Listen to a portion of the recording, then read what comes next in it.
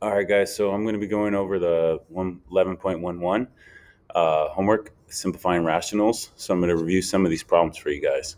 All right, so let's start off with these ones up here. And again, this is all about rationals, which are basically an expression where you have, it's basically got like a fraction with an expression in it. Okay, so you can see that we've got variables over variables. Here we've got like whole expressions with factors over the top of other factors. Okay, and so what we're trying to do is simplify these as much as possible. So basically eliminating variables or eliminating factors so we can kind of narrow it down to its simplest parts. Okay, so let's start with these ones here on the top. Okay, so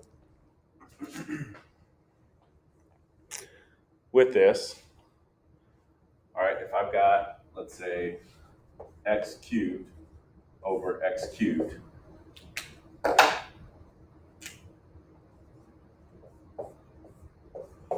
okay, this is also the same as x times x over x times x times x. And every time you divide an x over an x, that equals 1. So that's 1, that's 1, that's 1. And if you divide all those, you end up with 1 in this case. Now let's say I take x cubed over x squared. Same thing, 3x's multiplied on top, 2 below. There's 1, but then I still have 1 left over. So now I've got just x. Now let's flip that. So now let's say I've got x squared over x cubed, right? So now I've got more x's in the denominator as opposed to the numerator. So 2 here, 3 here. Okay, now there's a 1, but I still have 1 left over in the denominator. So then what do I have left in the numerator? Okay, because this is not just equal to x. That's different than this one. I have x in the numerator, but in this case, you gotta always remember that every number, every variable is always multiplied times 1. So technically there's a 1 right here. So that's x over 1. Meaning there's also a 1 right here. So this is 1 over x. So if it's just x over 1, I don't have to write that 1. But if x is in the denominator, everything cancels out in the top. And you want to make sure you put at least put a 1 over whatever's left. Okay?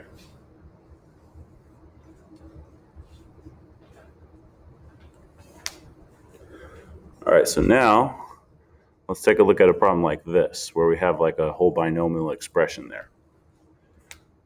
Okay, so now I've got x plus 3, instead of just one variable or one term, over x minus 1 times now x minus 1 and then x plus 5. All right, now think about it when you're multiplying two fractions. If you're multiplying two fractions, that means that I'm going to multiply the numerators times each other and the denominators times each other. So I multiply here, right? So I combine this like this. I put the x plus 3 here times x minus 1. And in the numerator, I have the same thing on the bottom. Now, same idea here, that if I've got a like term over the top of the other, I can actually cancel those out. So this x minus 1 are like factors, so I can cancel that out. And now what's left is x plus 3 over x plus 5. Okay, now some of you guys might think, oh, I could cancel out the x too.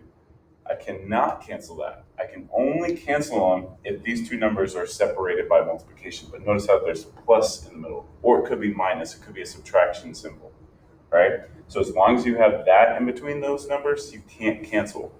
So if it looked like this, x times 3 and x times 5, then I could cancel out those x's. But because it's not, I have to leave it just like that. Now, if that was x plus 3 as well, then I could cancel those. So that's what you end up with there. Okay.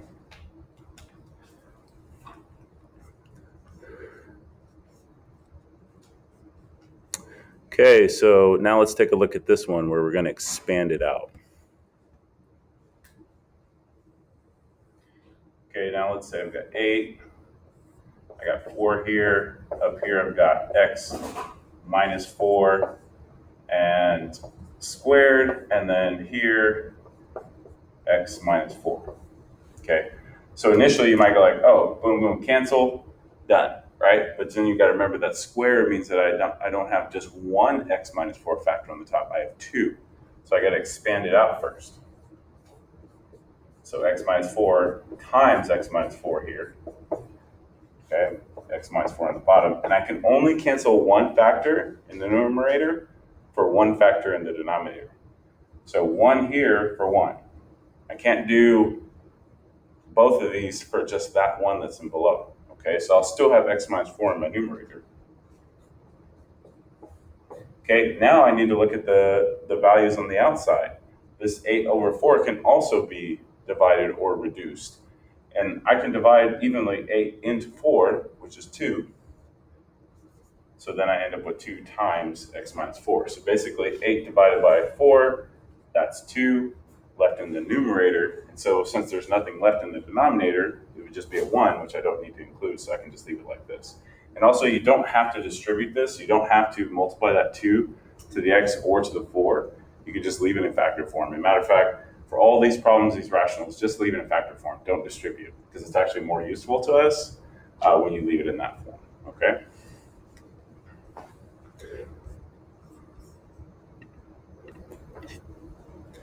Okay, so now what if I've got, let's say, 4 plus 5x, and here I've got 1 plus 2x, and then here 4 plus 5x as well. Okay, so again, I could cancel one factor for one factor, and this is 4x plus 5x, and 4x plus 5x are like factors. I can cancel that out. And remember, I have nothing left in the numerator since I canceled out that factor, so I will make sure that I leave a 1. So remember, if everything cancels out, make sure you leave a 1. And then I have 1 plus 2x here. Okay? You could switch that around if you want and put 2x plus 1, since traditionally, usually you put the variables first. But same difference, okay? They're both correct, okay? Okay, so now let's take a look at these problems right here, where we have to go a little bit further. We actually have to factor first before we do any of those simplifying. Okay, so now let's say I've got x squared plus 8x plus 16 over x plus 4. Okay, I'm going to do two examples just like this. Okay, so first what I want to do is if I can factor out the expression either in the bottom or the top, do that first before you cancel anything. Okay, so the top, we're actually going to do the x, the diamond. Remember the first term times the last, so 16x squared here. And then the middle term here, your b term. Okay, and then think what two numbers multiply to 16 but add up to 8, or multiply the top number and add up to the bottom number. That would be 4x times 4x, or 4x plus 4x, give me the bottom number. Now remember, if the first number here is 1, then I can actually just do the diamond and be done and not have to do the box. So let me write out the two factors now. Since I got 4 and 4, these will both be x plus 4.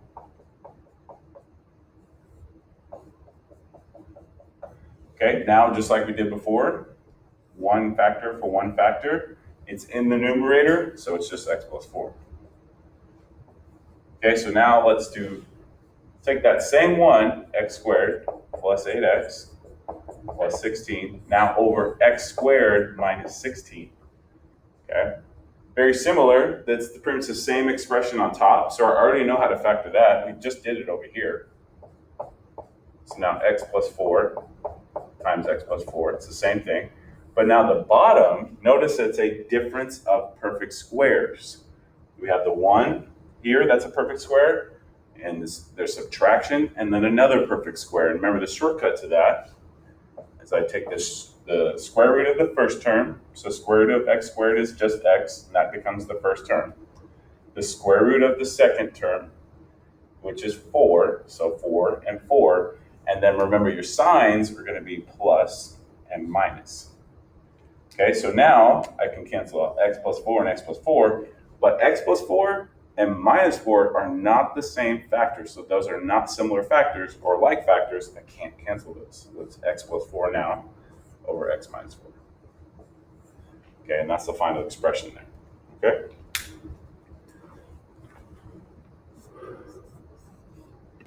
Now, sometimes you will use the diamond, and sometimes you're going to have to look for a greatest common factor. Okay, so if you're doing a greatest common factor, it looks something like this. So maybe let's go 4x squared plus 8x, and then below here we'll have 2x plus, let's say, 4.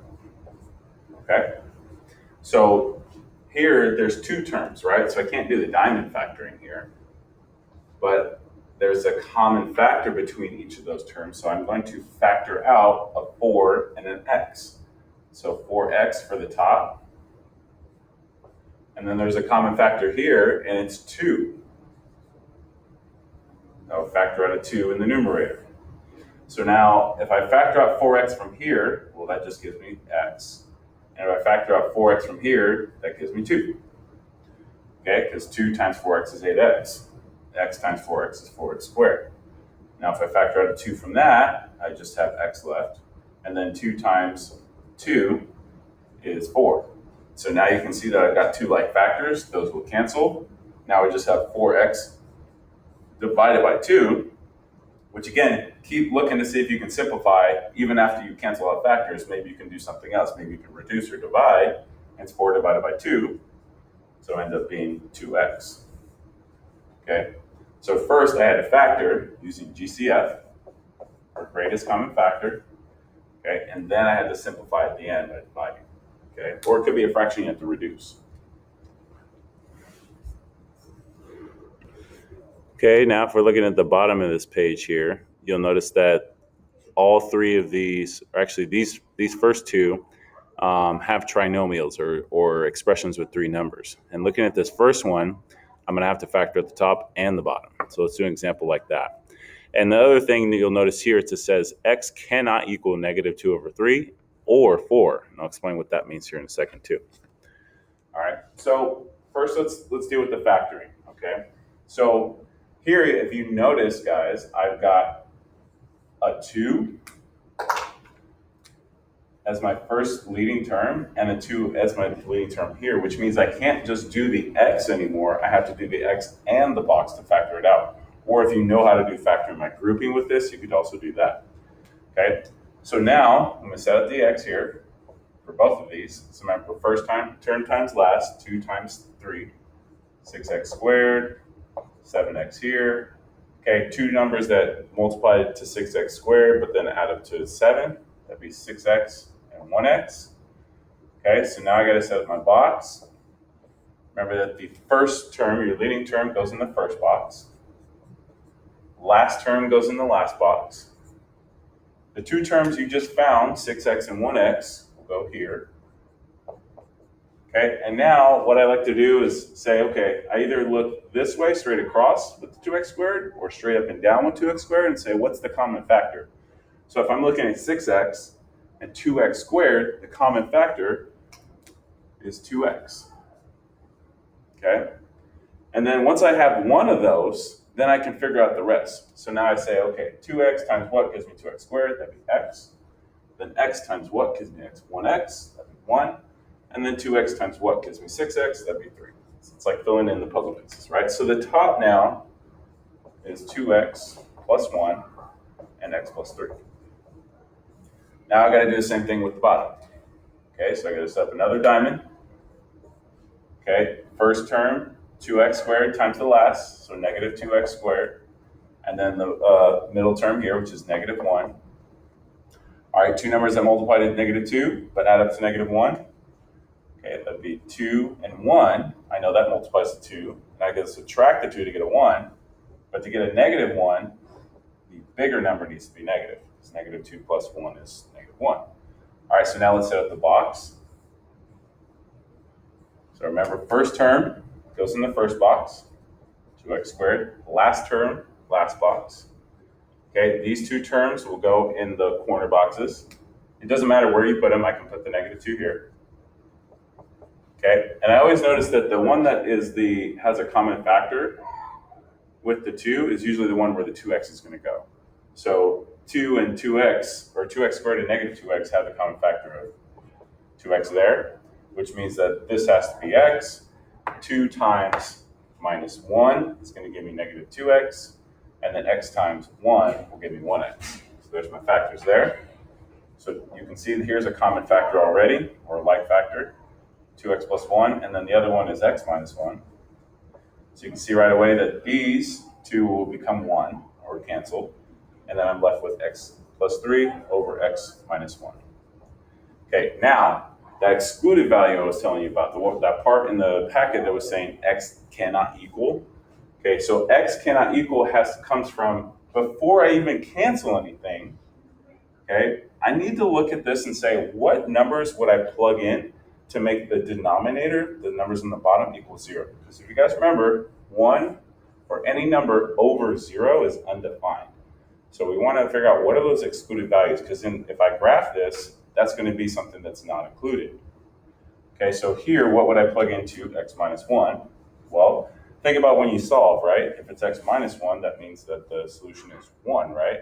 That's an excluded value. So x cannot equal 1.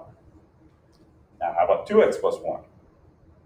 Might not be as obvious, but what I can do, and yes, I did cancel it, but that's still an excluded value. So even though I simplified it, I have to go back to the original expression and use whatever and look at the factors that were there before I canceled. So 2x plus 1 equals 0. So I'm going to set it equal to 0 to figure out what number do I not want to plug in. And I'm going to put the cannot equal sign there. So here, minus 1, both sides, then divide by 2. You can see that the excluded value is negative 1 over 2. So x cannot equal also negative 1 over 2. Okay, so that's the excluded value, but then there's your simplified expression. So you might be asked about that, especially in the next section, you'll be asked about excluded values. Now, if you take a look at this one here on the bottom, you guys are going to notice that there's division, right? So we got to remember how to deal with division when it comes to fractions. Okay, so let's just say, guys, that I've got 1 over 2 divided by 1 over 3. Well, in order to divide a fraction, what you have to do is flip the second fraction. So this now becomes 3 over 1, and now your operation now becomes multiplication. Okay, and then remember, with multiplication, I multiply across, not cross multiply. And so most think cross multiply when we see that, but that's when you have solved an equation, not an expression. Okay, so 1 times 3, 2 times 1. Okay, so I get 3 over 2. All right, so that's the same way I'm going to deal with it if it's an expression with like trinomials and binomials. Okay, so let's say I've got k minus 1 and k plus 3 all over k plus 5 divided by k plus 3 here and k plus 1. And then right here, we're going to have k plus 5 on the bottom. All right, so again, division, take this part of your rational, flip it upside down. So start with that. So let's rewrite this one. Remember, this one doesn't change. This one stays the same. Okay, this one's going to flip. So now k plus 5 is on the top. K plus 3 and k plus 1's on the bottom. Okay, and now the sign in the middle is now multiplication. Now, before I combine those, I don't have to put them together to start canceling out factors. Because if it's multiplication in the middle, that technically means that everything on the top is together and everything on the bottom is together. So let's start canceling the factors out now. Is there a k minus 1 in the denominator? Nope, there's k plus 1, but that's not a like factor. Is there a k plus 3? Yep, right there. Cancel those. And then last one, is there a k plus 5? Yep, right there in the denominator, so I'll cancel that. So now all I have left is k minus 1 and k plus 1. K minus 1 and k plus 1. Now, what about excluded values? That's the finalized or simplified expression, but where do I start with the excluded values exactly? Okay, do I start in the second step or do I start in the first step? Okay, well, technically we want to start in the very beginning, okay, the earliest part of the expression. So we want to start here and say, oh, okay, k plus 5 and k plus 5, well, those are the same thing, right? So the excluded value there is k, remember it's k, not x, cannot equal -5. Okay, so k cannot equal -5 because if I plug in -5 right there, that would make the denominator equal 0 and that'd be undefined.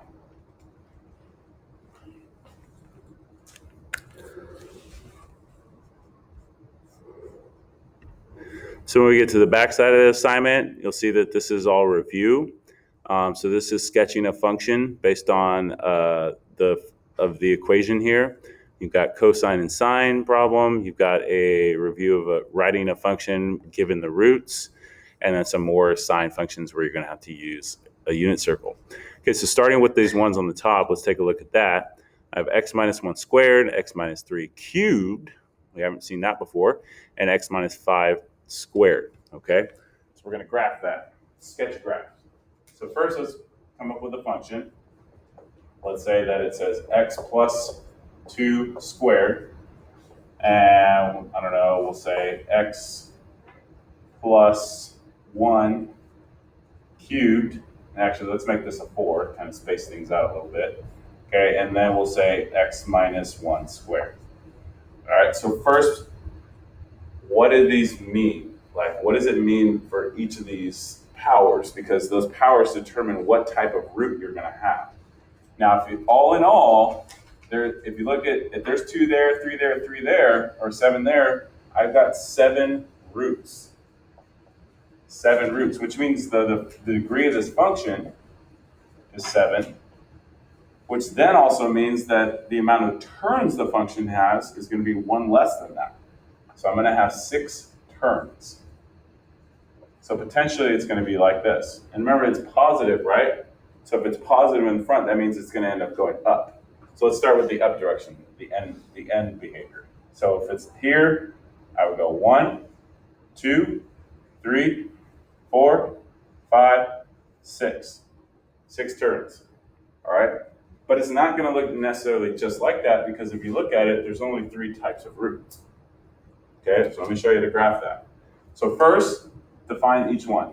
If it's a squared, that means double root. Okay, doubles, what they do is they bounce. They bounce right off the x-axis, okay? This one is called a triple. Okay, a triple root does something a little bit different.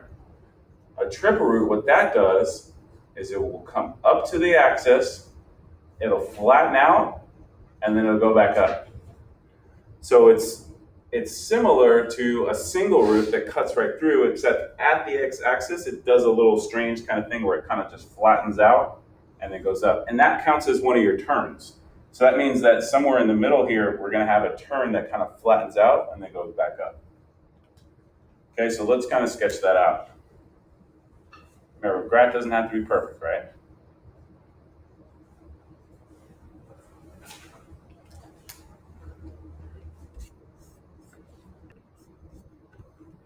Now remember, you're going to do your best to just sketch this thing, so it doesn't have to be perfect. So if it's x plus 4, that means that the root's going to be at -4. And the furthest root to the right would be +1, because x minus 1 is +1 on the graph. So make sure I have all those points. So I have all the way to 4, all the way to 1. Now, let's kind of like sketch this out before we put it on the graph and kind of what it's actually doing. Okay, so first, it's got a double root at 4. Now remember, it's going to start going down on the left side. So it's going to go up, bounce, so it'll bounce off of the x-axis. It'll come back down, and then it's going to turn back up at the triple root, which is going to do this little weird kind of like flattens out. It kind of like flattens out like this, and then turns back up. And then it'll come back up again and come down, because then it's going to come down to the last root, which is your double. All right, so let's kind of put that on the graph. All right, so starting over here, we're going to come up, bounce, come back down, and then we got to come all the way back through -1, because it's x plus 1, and flatten out. So you can kind of adjust this a little bit. You want to flatten out here and then shoot back up. And remember, you got to bounce at 1 here, so I got to make sure that I don't go too far. Come back down, bounce, and go back up. Now let's count the amount of turns that you guys see. There's 1 here, 1 here, looks like 1 there, 1 there, 1 there. That's 1, 2, 3, 4, 5. But we said there were 6 turns. So why doesn't it look like there's 6 turns? It's because at the triple root, it's like it counts as 2 turns. Okay? The double root gives you 1 turn, and then the triple root is going to give you 2 turns because it's coming up, kind of levels out, and then it turns back up again. So it's 2 turns in 1. And that's why that triple root counts as that third, or that last turn. All right, so that's how you do those. So you see a triple root, you come and flatten out. If you see a double root, you're going to bounce. And just remember, you're going to have an extra arc in order to come back down and bounce if you're having to come back towards the x-axis. Okay? Now, if you guys look at the second one here, you have another triple root.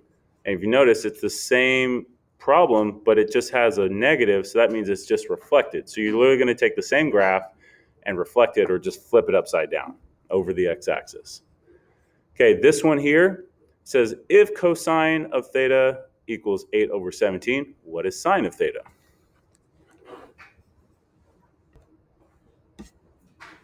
Okay, well, let's say, for example, let's do them with sine, kind of the opposite. Let's say the problem said sine of theta is 5/12. Okay? And then it asks you, what is cosine of theta? Okay, well, let's go back to the triangle that you would get these numbers from, right? So let me make a right triangle. I'm gonna put theta, doesn't matter where you put theta, you can put it there or there. And it's sine, right? So if it's sine, that means that this is the opposite side over the hypotenuse. So that means on your triangle, that's what the sides are. So the opposite side is 5, the hypotenuse is 12, but it's asking you for the cosine, which means you need the adjacent side. So basically what you're doing here is you have to find the adjacent side to get the value for cosine. And if it's a right triangle, how do you find the third side? Pythagorean theorem. So a, 5 squared, plus b squared, which is the second one we're looking for, equals c squared, which is 12. Okay, so 5 squared is 25. 12 squared is 144. Okay, I subtract this from both sides. Okay, so we get b squared is equal to 124, 119. Okay, so then didn't end up as pretty as I wanted to, but that's okay. So I'm going to square root 119. I'm actually going to go ahead and get the decimal for that. It's going to be a decimal solution. So I can put square root of 119 here. Let's see if I can move this thing out of the way. Get my keyboard. Uh-oh. And where's my square root button? You know, let's just open up Desmos. It'll be easier than the calculator. So square root 119. What I'm going to actually do is just round this to the nearest whole number. So we're going to say it's 11. So 10.9, so it's 11. I'm pretty sure the problem you guys have is going to be more even.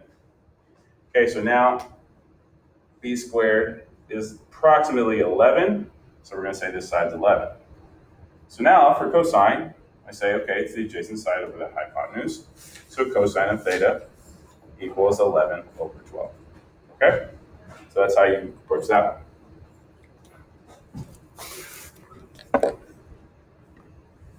Okay, so this next one asks you to write a polynomial function with degree of 3 and roots 3 and 1 plus I, or 1 plus and minus I. Well, it says degree 3, so that means there should be 3 roots, and there are. It's x equals 3, and then remember these complex roots counts as 2. All right, so here's the example I'm going to show you guys. So first, let's set it up. F of x. We got to rewrite these as factors. So x, if it's 3, the factor is x minus 3. Attention, ECD grades. You need to take your temperature every day when you get to campus. Okay, and then this one, I'm going to write 2 larger factors. I'm going to say x minus first plus 2, 1 plus 2i. And I got to put that in parentheses. And then I'm going to say x minus 1 minus 2i. Okay? So now first let's simplify those factors there. So here let's distribute the negative to both of those terms. So x minus 1 and now minus 2i. And then x minus 1. And this is a negative times a negative when I distribute that. So that'll be positive 2i. All right? So now what I like to do first is you're going to have to multiply these out or distribute these. So deal with this part first, because what happens is when you multiply these two together, a bunch of the terms will cancel out. Okay, but if you try to do these two first, it gets a little icky and gets a little messy. So start with this one. Okay, so remember I'm going to have to set up a 3 by 3 box because I got 3 terms here and 3 terms here.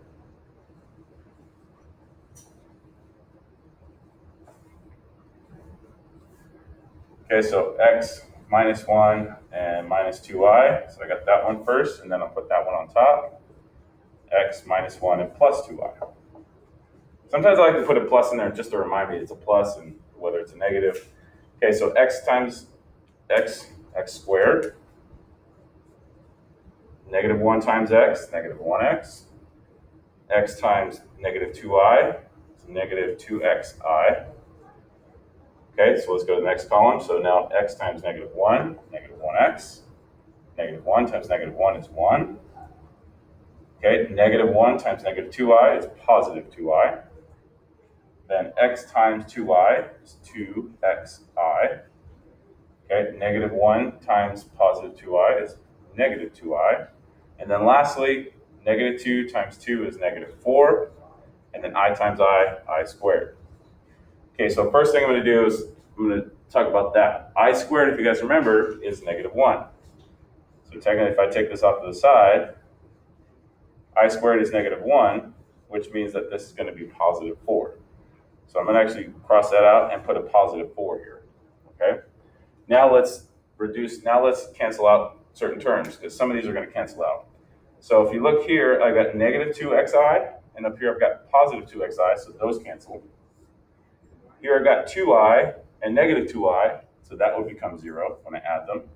So you notice that all your complex or your imaginary numbers, they cancel out. So you're just left with the real parts. So I'm going to copy this down first, x minus 3. Now I have x squared. Notice here I've got negative 1x and negative 1x, so that's minus 2x. Okay, so I'm done with those. Then I have 1 and 4. So 1 plus 4, 5. All right, now I got to do one more step. And again, what I'm doing, the reason I'm multiplying everything out is because it's asking me to put it in standard form. Okay, so now I'm going to distribute that. To do that, I'm going to do a 2 by 3 box. Okay, so now x minus 3, and then x squared minus 2x plus 5. Okay, so let's multiply these out. X cubed, negative 3x squared, negative 2x squared. That'd be positive 6x because negative times negative. And then x times 5, 5x. And then the last one, negative 3 times 5, negative 15. Okay, so now let's write it all out. First term is x cubed. Okay, and notice again the diagonal is usually the one that's the like term. So negative 3x squared minus negative 2x squared, negative 5x squared. Done with those. Okay, then 5x and positive 6x is 11x. And then minus 15. Okay? So that is going to be for 11-44. These last ones here, guys, you're going to need to do use the unit circle. So grab a unit circle from the packet or from your notes. And what you need to do is look for where is this sign equal to 1/2. And that could be in two different places. So I'll give you one example for the first one. Let me pull up a unit circle online. And I'm looking for where 1/2 is equal to sine, positive 1/2. And that's going to be two different places. So first of all, sine is y. So that means that's going to be above the x-axis. So it could be on this side or this side. If you look right here, here's y for 1/2. So at 30 degrees. And over here at 150. So that would be my answer for that first one is at 150 because it's equal to 1/2 both on this side and this side. Okay? All right, that is it.